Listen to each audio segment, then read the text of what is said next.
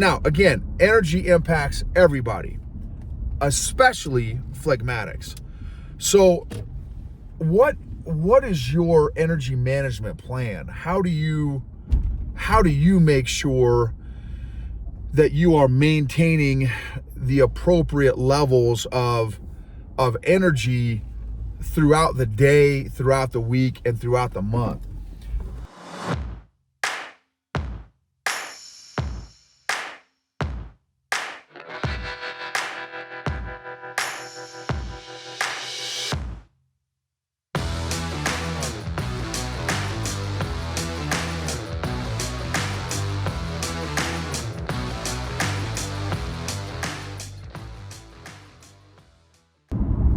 What is up, EQ gangsters? Hope you guys are doing amazing. So this episode is going to be on energy management, and a couple things I want to just mention. So first of all, kind of two admin things. One, if you've gotten any value from the podcast or the YouTube channel, it would mean a ton if you wouldn't mind leaving a rating and review. It would mean a lot. That helps out, when I'm trying to book other guests that are like above my pay grade, so to speak, in terms of, their baller status, and some of them ask for that kind of stuff. Like, hey, how many reviews do you have? How many episodes do you have? So again, if you wouldn't mind just leaving a rating and review, it would really mean a lot. The next thing is, I am so far behind with my interviews. You guys know, so far this year, I've been pretty consistent at doing my Monday episodes as the interviews, and then my Thursday episodes being a solo episode, which this one will be. So what I may end up doing is, for maybe a month or 2 months, and it may not be back to back. So maybe 1 month I do all 4 episodes in the month will be interviews, and then maybe I'll go back to interview and then a solo episode, and then an interview and a solo episode, and then the next month all interviews, because I've got to catch back up. But right now I'm literally, as I launch them now with just 2 interviews a month, I'm behind 7 months. So somewhere, and it's part of the journey, right? Part of the entrepreneur journey, part of the podcasting journey is just, I had not figured out my systems yet and my processes and stuff. So I kept doing a whole bunch of interviews without doing all my post-production systems and processes. And I just clearly got way behind, and they're all great interviews. I would not put out an interview that I did not feel added value to you guys, to the audience.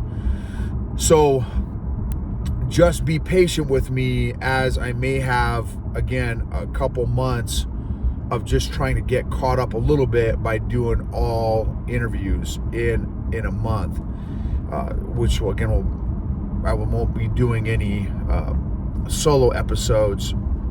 So now, when is that going to be? It may be this month, it may be next month.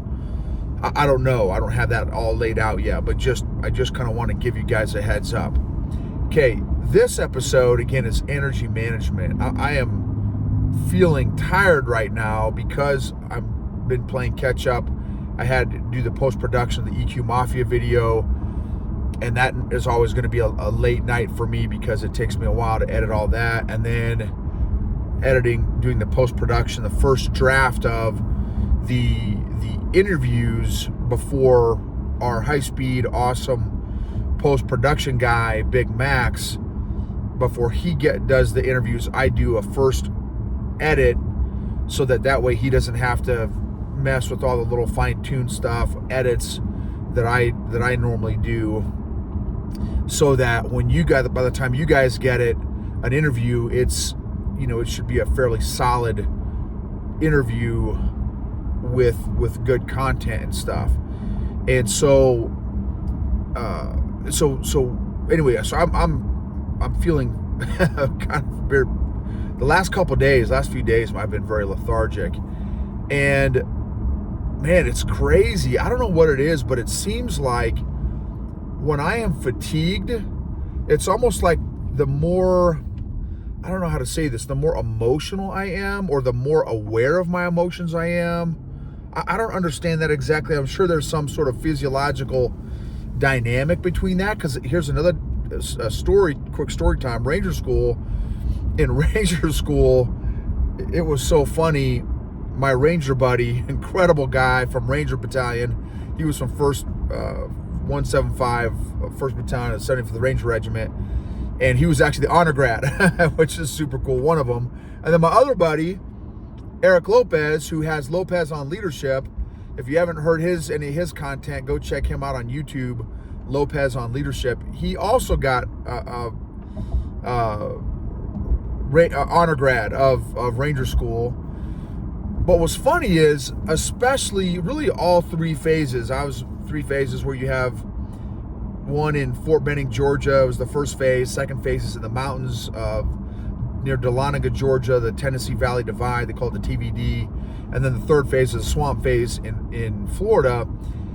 Especially that third phase, when we're the accumulation of not a lot of sleep, a couple out, maybe 1 or 2 hours of sleep a night, doing patrols and missions 20 hours a day to 22 hours a day, that cumulative of little sleep and little food, by the time that third phase hit, all of us are running on fumes. And what was fascinating was, for me, both me and my Ranger buddy, we would bawl at a drop of a hat, cry about anything. I'm so sorry, man, I could have done that patrol better. Oh my gosh, I'm gonna miss you so much once we're doing Ranger School. Oh my gosh, I hope we graduate. Oh my gosh, I'm out of my MRE, M&Ms, like we would just cry at the drop of a dime. And so there's something fascinating about fatigue. And what I'm realizing, I have done this with a number of my executive clients, this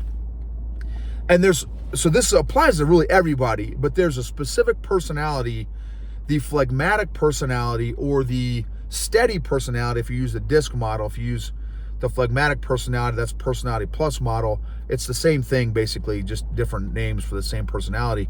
That personality specifically evaluates everything through a lens of energy management. How much energy is a particular task going to require or take?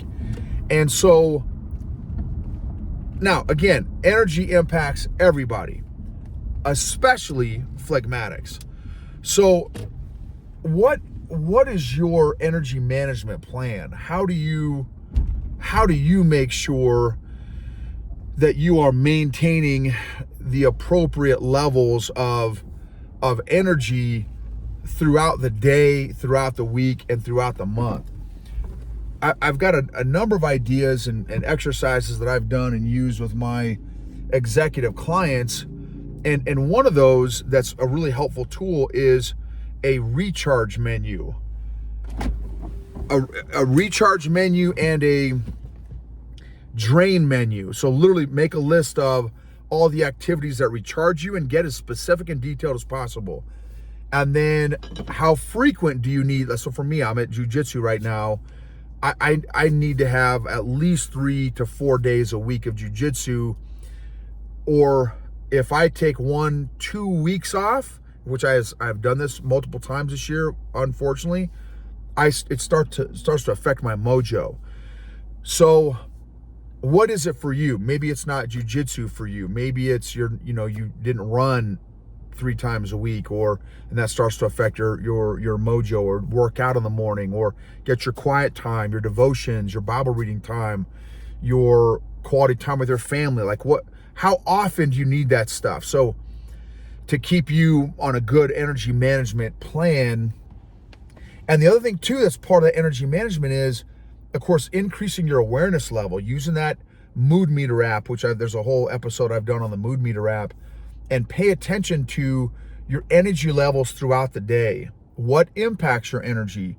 what adds to your energy, what detracts from your energy. Another thing I talked about last night, the EQ Mafia, if I can get 5 to 7 minutes of power nap, ranger nap, man, it's like an energy drink. I'm good, or a coffee. Like, I'm good for another couple hours if I can get 5 to 7 minutes, maybe 11 minutes. For some reason, it's odd numbers for me. I don't know why. That will give me another hour to 2 hours of really good energy. Another thing, oh man, y'all, I'm so excited about this. Man, I almost forgot about this. Is cold showers have been life-changing for me. It's taken me 3 months to build up to where I'm doing a 10-minute cold shower, probably 4 to 5 days a week, and it is life-changing for my energy. No sanguine, no exaggeration. I take a 10-minute cold shower in the morning, and literally I feel the after effects of that cold shower for 2 hours. 2 hours, I feel alive, I feel energized, I feel focused, I feel aware, I feel mindful. It's amazing. I feel amped. I feel, it's now that 3 months, I baby stepped my way into it. So, literally 5 seconds for a week. I would just do 5 seconds cold. Okay, boom. Then I get out. The second week, third week, I'd do 30 seconds. The third week, fourth week, I would try to do a minute. Fifth week, sixth week, I would try to do 2 minutes, right? Maybe then 5 minutes. And then now I'm at 10 minutes. And it is, I just cannot emphasize cold showers enough. And then also just the EQ challenge, the emotional, the EQ kind of exercise of doing a cold shower. You know what I mean? So, having to regulate your breathing, having to regulate your emotions when you're doing it, just to even turn on the cold shower, there's a lot of emotions going on. But now I will tell you, after 3 months of cold showers, working my way into it, I'm literally at a point where I feel almost addicted now to a cold shower. When I get in that shower, at some point I've got to turn it cold because my body is like almost craving it. It's really weird. And there's a lot of research and stuff out there on the health benefits, the mental, emotional benefits of cold showers. Maybe do some of that research too. But energy management, pay attention to your energy levels throughout the day, because that absolutely, our energy levels impact our effectiveness. In fact, I saw an article or video recently on one of the Asian countries. I don't remember if it was Japan or Korea. They actually have nap rooms in their offices for employees to go take a nap. And there'll be employees that will just literally bust out their pillow at their job and rack out. And for them, it's complete opposite than it is in the US. For them, when they see an employee racking out on their desk or going to take a nap in the nap room, that's like, oh man, they must be working their butt off. They must be working really hard for them to take a nap. So, hey, great job taking a nap, because they know that's gonna make you more effective in the long run. So manage your energy levels. Pay attention to what recharges you. Pay attention to what drains you. And here's the deal when you do the drain list, and you come up with all the stuff that drains your energy and sucks a lot of life out of you, a lot of energy, a lot of enthusiasm, joy, excitement out of you, can you automate, delegate, eliminate, or regulate those tasks that drain you? Can you automate, delegate, eliminate, or regulate those tasks from your those draining tasks from your list? So do a recharge list, activities, all the activities, and then the frequency that you need those to stay recharged. And then do a drain list to find out what stuff drains you. Do more of what energizes you, less of what drains you. And really pay attention to your energy levels and find out what energy levels are you the most effective at. At what, on a scale from 1 to 10, can you be at a 7 to a 10? And that you can still produce maximum output and effectiveness? Or do you need to be at an 8 or above to do maximum output, or 9 or above, 10 or above, 10 at a 10? And when does your output and productiveness start to drop? Is it at a 6 energy level? Is it a 4 energy level? Is it a 7 energy level? So that's another part, right? Developing that awareness of your energy levels and paying attention to your body. How's your body feeling? So anyway, those are all things. Movement is another massive thing that adds to and creates and gives energy. Do you need to do 5 push-ups? Do you need to do 10 body squats real quick? Do you need to do 5 jumping jacks? Do you need to walk around the building? Do you need to walk down the hallway? Get your body moving, right? Movement creates, chemicals that create energy. So movement is a great energy solution as well. And obviously sleep. How is your sleep? My counselor I had earlier this year, maybe it was last year, kept on wearing me out because my sleep schedule is not the greatest. My sleeping habits and stuff like that are not the greatest. And so I know that's impacting my overall, EQ and emotions and emotional management, emotional awareness, all that stuff is impacted by my sleep. And so there's a lot of research on that too. So anyway, rate yourself on your sleep too. Scale 1 to 10. How are you doing at sleeping? You get good sleep? Is it deep sleep? How do you feel when you wake up? What's your optimal time to go to bed? Optimal time to wake up, right? Pay attention to all that stuff. That's all important stuff about energy management. So again, if you guys wouldn't mind taking 30 seconds to just rate and review the podcast on whichever platform you're listening on, it would really mean a lot and really be helpful. Thank you for, if you're watching YouTube, if there's an episode that really resonates with you, if you wouldn't mind sharing it with a friend, family member, colleague, coworker that you feel it would really resonate or add value to that particular person, that would be awesome as well.